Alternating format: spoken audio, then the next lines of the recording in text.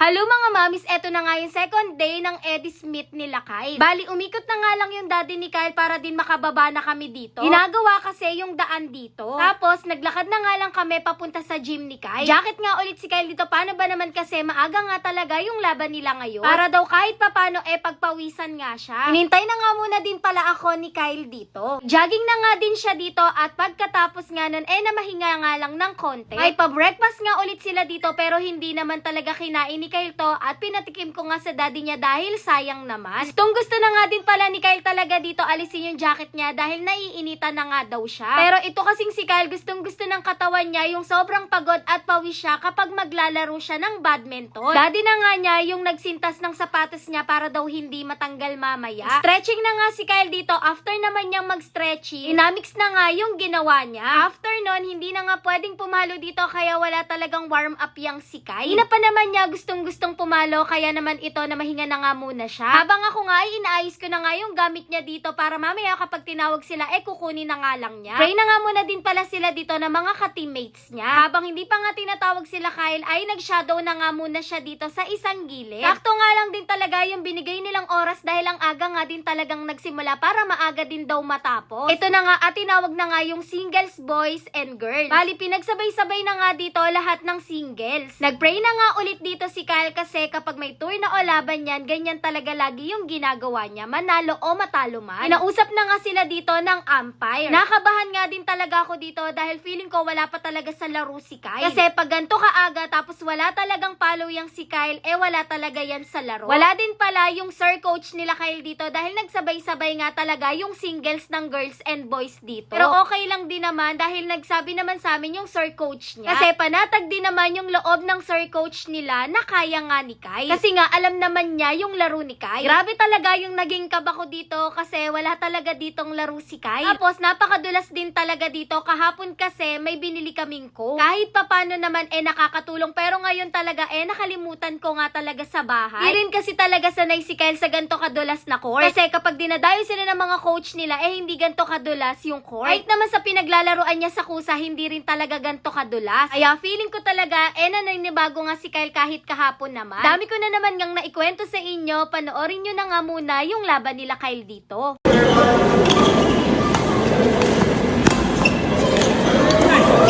Uy!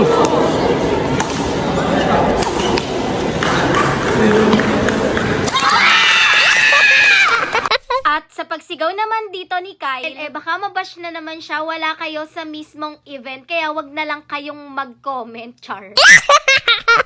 Kung hindi nga out, yung tira ni Kyle dito, nasa net naman dahil kapos talaga. Nung unang game nga, puro error talaga si Kyle, pero dito naman sa pangalawa ay naging okay na nga yung laro niya.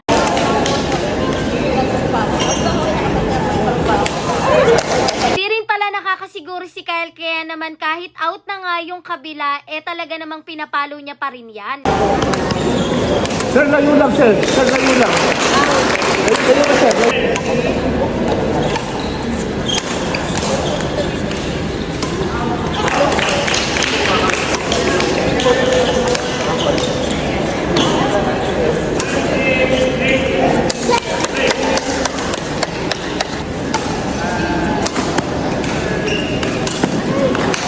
Lalamig na talaga yung pawis ko dito. Sobrang kabado na din ako para kay Kyle. Pero alam ko naman na kaya niya at nagtitiwala ako kasi nakikita ko at alam ko nga yung laro ni Kyle. Late nga lang ng konti sila coach pero pinuntahan pa din talaga yung si Kyle kahit may pasok itong si Coach F. Nagkaroon pa nga din talaga dito ng konting problema. Pinuntahan nga saglit ni Coach F itong si Kyle pero pinagbawalan nga siya. Pero ang daming nagko-coach sa ibang player pero hindi nila binabawal. Ang nakita nga lang talaga nila si Coach F at itong si Kyle. Kahit yung dito nga sa kalaban ni Kyle Kyle, hindi naman talaga nila yon Sir Coach. Kaya naman, iba na nga yung pumalit na totoong Sir Coach nila at nilapitan na nga rin si Kyle ng Sir Coach niya. Pero at least, ang galing nga talaga alam ni Kyle yung tama at mali sa paglalaro ng badminton. Late nga kami sa awarding pero si Sir naman, sinabit na nga kay Kyle yung medal niya. Crossover din kaya naging third runner-up dito si Kyle. Teacher na nga din pala silang lahat dito. Thank you nga sa naging Sir Coach ni Kyle na si Sir Edgar. Dahil kahit sobrang pasaway at kukulit ng mga batang tinetrain niya, hinahabaan pa din talaga niya yung pasensya niya. Una hanggang sa matapos, hindi pa rin kami iniiwan nila Coach F. Sumunod pa nga din talaga sila dito sa awarding. Siyempre, congrats din sa mga nanalo. Shout out nga din pala dito sa mga batang to dahil tuwang-tuwa nga talaga sila nung nakita nila si Kyle. Maraming salamat nga din pala dito kila Coach F and Coach C. Kasi hindi lang sa paglalaro ng badminton ang tinuturo nila kay Kyle, kung hindi sa pagiging honest at disiplina. Yun lang.